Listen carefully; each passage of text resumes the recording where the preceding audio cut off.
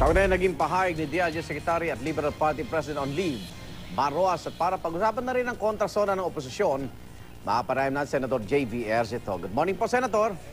Ay, magandang umaga, Igan. Opo. Sa Tibatang Makinig, magandang umaga po. Ano mo masasabi sa pahayag ni Secretary Mar? Tila di siya pabor sa umuugong na tie-up ng UNA at LP.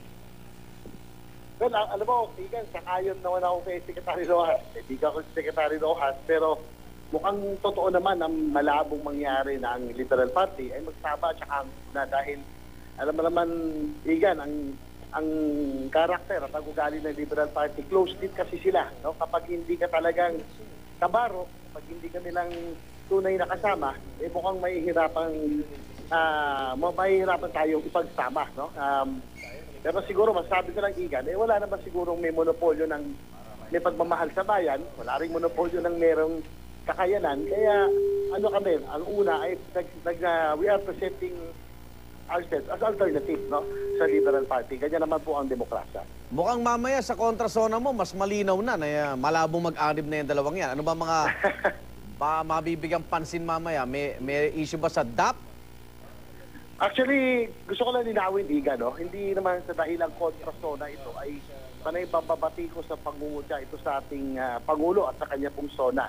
Kung yung maalala, Igan, 3 taon nang walang kontrasona, no? At alam mo sa demokrasya, Igan, malaking papel ang ginagampanan ng oposisyon o ng minorya na bilang fiscalizer. Kami po ang nais namin sabihin sa Pangulo kung ano po yung tunay na nangyayari at kung ano po ang tunay na salubin natin mga kababayan. Kaya sabi nga nila, Igan, it's slowly to be on top, no? At ang ating Pangulo ay umaasa lamang sa report ng kanya pong kabinete. Kaya siguro mainang bagay sa SONA na ating pong i-address na sasabihin po na sa Pangulo na ito po yung tunay na nangyayari.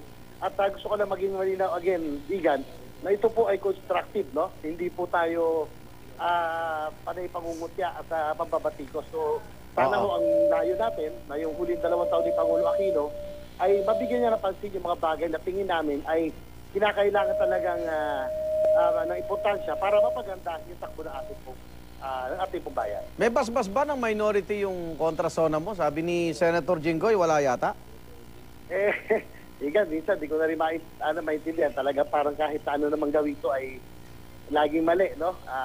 Kaya lang, hindi ko na lang po sasagutin. Napapatulan po yung sinabi ng kapatid ko. Pero gusto ko lang malinaw din, Igan, na nagpaalam po ako kay Senator Soto. In fact, binigyan ko sila ng kopya. Senator Hudasan, Senator Binay, at even Senator Enrile na dinalaw ko last week. At sinabi niya, tama ito, maganda. Binasa po niya yung aking pundra.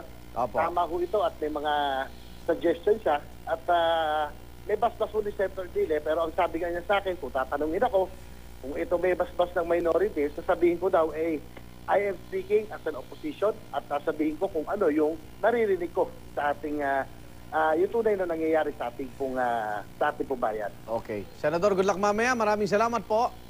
Maraming salamat, Igan. Mabuhay. Senator J.V. Ejercito.